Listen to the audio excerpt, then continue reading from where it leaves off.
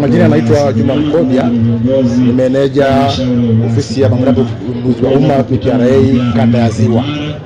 Makao makuu ya kanda ya Ziwa yako Mwanza, ina mikoa mitano: mkoa wa Kagera, mkoa wa Geita, mkoa wa Mwanza hapa tulipo, na halmashauri ya wilaya ya Sengerema, mkoa wa Simiyu na mkoa wa Mara. Kwa hiyo leo tuko hapa tunashiriki kwenye mbio za mwenge, na kupitia hizi mbio za mwenge kuna kauli mbiu ambayo ya kuwezesha makundi maalum ya vijana, wanawake, wazee na watu wenye ulemavu kupitia sheria ya ununuzi wa umma sura ya 410, sheria namba 10 ya mwaka 2025, ambayo sheria hiyo ina fursa za kipekee kwa ajili ya makundi maalum. Imetoa fursa za upendeleo za 30%. Inamaanisha kwamba kila taasisi nunuzi ambazo ni halmashauri kama hivi tulipa ya Sengerema, taasisi mashirika ya umma kutenga 30% ya ununuzi wao wa mwaka kwa ajili ya hayo makundi maalum waweze kunufaika kiuchumi. Kwa hiyo kama kiongozi alivyosisitiza hapa kwamba halmashauri ya Sengerema ina jukumu na kuhakikisha kwamba kwa mwaka huu kwa hela ambazo wametenga kutokana na bajeti yao milioni 270 zote zinaenda kwenye hayo makundi maalum, na kuhakikisha kwamba hizo tenda zisizozidi milioni 500 kwa sheria inayotaka basi ziende kwa hayo makundi maalum ya vijana, wanawake, wazee na watu wenye ulemavu waweze kunufaika kama sheria inayotaka.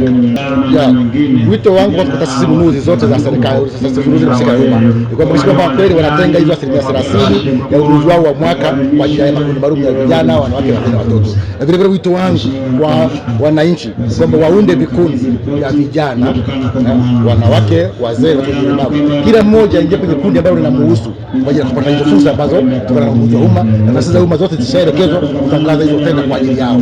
Mwamko wa vijana ni mzuri kwa sababu kwa sasa hivi kwa mkoa wa Mwanza sasa hivi hii ni halmashauri ya 5 tangu wengi wanaanza kuzunguka, lakini sasa hivi kuna vikundi katika usajili wa makundi maalum vijana ndio wanaongoza. Kama nisema wito wangu kwa haya makundi kwamba wanajiunga kwenye mfumo wa NeST, kwamba wanaenda halmashauri, wanaona maendeleo ya jamii, kwa maendeleo ya jamii wa halmashauri, maendeleo ya jamii wa kata, wanapa ule utaratibu na kusajili. Wakishamaliza hizo tunapata tu taarifa zao, tunakuja kwenye mfumo wa NeST, moja kwa moja wanaweza kuona hizo zabuni zinazotangaza taasisi za serikali. Bwana, mfumo wetu uko wazi sana. Ndio basi sasa hivi tunasema kwamba kauli mbiu sasa hivi kwamba ili upate tenda ya serikali connection ni mfumo wa NeST. Kwenye mfumo uonani na mtu, yani mzabuni kama wewe unavyoomba ile tenda, uonani na mtu anayekupa ile zabuni, wote ni kwenye mfumo. Kwenye mfumo kuna data zote ziko kwenye mfumo, hata kile wewe unachokiomba hakuna mtu mwingine anayekiona.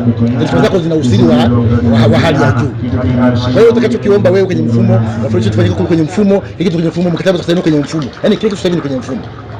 Hakuna ile situation kwamba mimi wewe unapoomba tenda ambayo mimi taasisi nunuzi ambayo ndio ninashughulikia kwamba nina uwezo wa kufanya chochote, sina. Kwa hiyo ndio maana tumeondoa ile ya zamani ile ya makaratasi, pekee makaratasi ambayo mtu anaweza kachafua kafanya namna gani. Kwa sababu mfumo unawezesha uko wazi na unatoa hizo mtu anapata haki yake kwa ushindani.